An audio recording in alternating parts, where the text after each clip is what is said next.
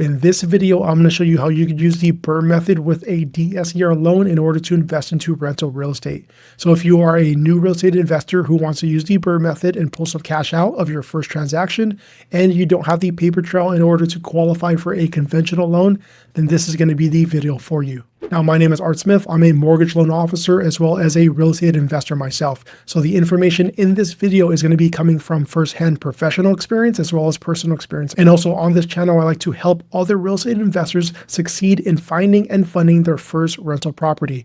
So if you haven't done so already, do me a favor and subscribe to the channel and like this video if you find value in it. Now let's jump right into the BRRRR method and DSCR loans. What is the BRRRR method? BRRRR is an acronym that stands for buy, rehab, rent, refinance, and then repeat. Now you're going to purchase a property that needs repairs and that is undervalued, ideally below market value. Then you're going to renovate and repair the property to force the appreciation and increase its value and make it attractive for the tenant who's going to be moving in. Now, once you rent out the property by finding a tenant and start to generate rental income, then you're going to refinance the property by performing a cash out refinance or other similar loan in order to pull out the equity that you created during the rehab portion of this BRRRR method. Then once you refinance the property, then you're going to repeat this entire process by using the funds to buy another property so that you could rinse and repeat this entire process. Now, what is a DSCR loan? Now, DSCR loans are going to be specifically for real estate investors that do not want to use their personal income or employment. DSCR loans use the rental income from a property to qualify for a loan. Now, here's how DSCR loans are calculated. First, we take your gross rental income, and then we divide that by your principal, interest, taxes, and insurance, also known as your mortgage. For example, let's just say that your rental income off of a property is $1,500 a month, and your mortgage off of that same property is going to be $999 a month. That's going to be inclusive of your principal, interest, taxes, and insurance. Now, we take the rental income of $1,500 per month, and we divide that by $999 per month. That gives us a DSCR of 1.5%. Now again, a DSCR loan is going to use the rental income from a property to qualify for a loan.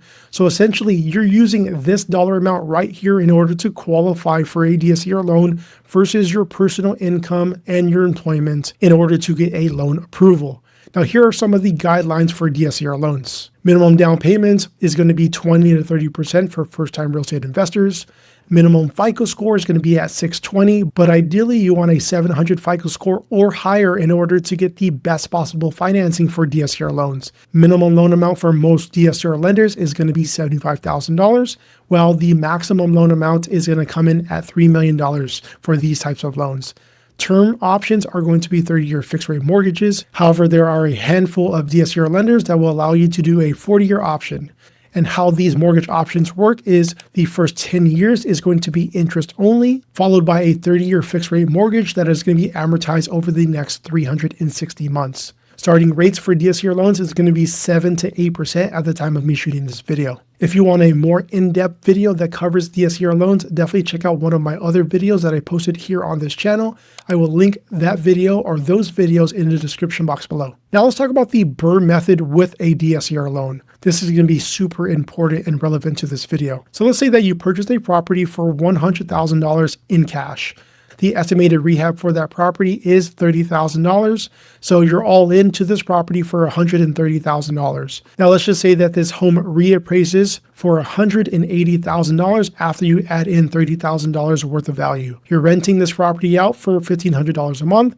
Now you could perform a cash out refinance for up to 75% loan to value ratio of the new value of the home, which again is going to be $180,000.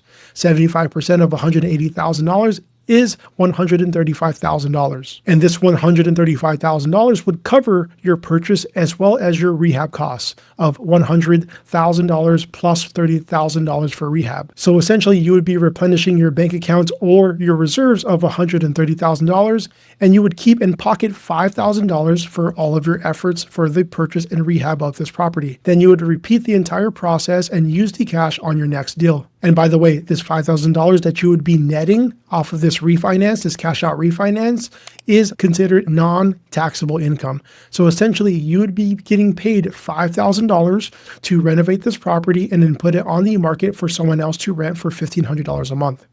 Now, where does a DSCR loan come into play?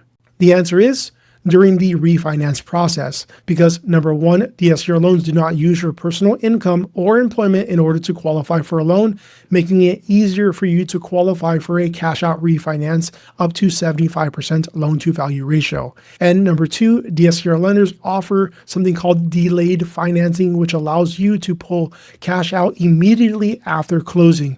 So no title seasoning is required on DSCR loans if you refinance within 6 months of purchasing a property, making DSCR loans advantageous if you couple them with the BRRRR method, which is going to be a fantastic method if you are looking to get into real estate and purchase your first or next property. Now, I created an entire separate video that goes over the BRRRR method with a conventional loan and talks about how you could get an infinite return on investments off of your transaction or off of your purchase. If you want to check that video out, I will also link this entire video in the description box below for your reference. And again, in this video, I go over how to scale to 10 properties using the BRRRR method, as well as some of the common mistakes that's used by new investors who are using the BRRRR method with conventional loans. So definitely check out that video. Again, that will be linked in the description box below. Now, there you have it. That's how you use the BRRRR method with a DSCR loan in order to invest into real estate. Now, if you're looking for the right DSCR lender for your specific situation and or scenario,